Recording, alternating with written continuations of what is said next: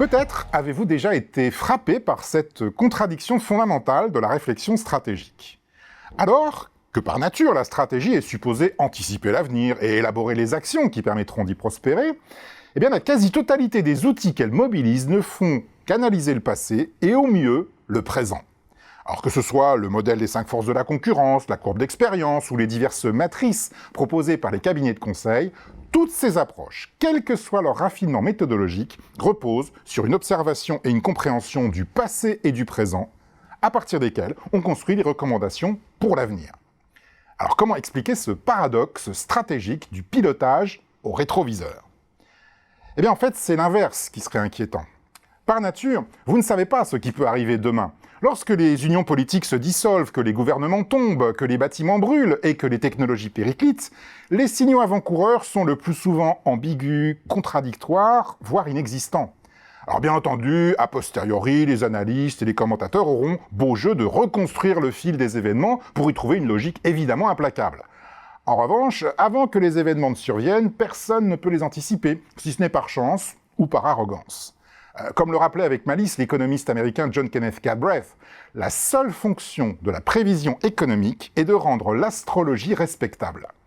D'ailleurs, si les économistes ou les stratèges étaient capables, grâce à leurs savantes analyses, de prévoir le futur, eh bien, leurs investissements financiers seraient toujours gagnants. Or, ce n'est pas le cas. Ils se trompent tout autant que vous et moi. Alors que le prestigieux fonds d'investissement LTCM comptait parmi ses analystes les prix Nobel d'économie Richard Merton et Myron Scholes, cela ne l'a pas empêché de connaître une faillite retentissante. Alors, si les outils de la stratégie reposent avant tout sur le présent et non sur le futur, c'est que la décision stratégique ne peut pas se permettre d'être aveugle. Elle doit nécessairement s'appuyer sur des données établies, des ordres de grandeur connus et des faits vérifiés. Lorsque vous allouez des ressources humaines, financières, matérielles ou technologiques qui engagent votre entreprise, vous devez avoir une fine connaissance du contexte. À l'inverse, le futur est indiscernable et faire reposer une stratégie sur des données hypothétiques, des ordres de grandeur estimés et des faits non encore avérés reviendrait à faire du stratège un parieur, plus guidé par l'intuition, la chance ou d'improbables martingales que par une intime compréhension des ressorts de son industrie. Cela explique d'ailleurs que ceux qui sont les plus à même de bouleverser les industries sont en général des nouveaux venus et non des experts établis. Plus vous connaissez votre industrie, plus vous repérez les lignes de force sous-jacentes qui en expliquent les structures, plus vous savez en décrypter la complexité.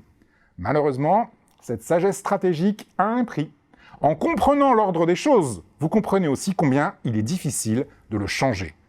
Un nouveau venu, vierge de toute votre expertise, sera plus à même de proposer une approche radicalement nouvelle.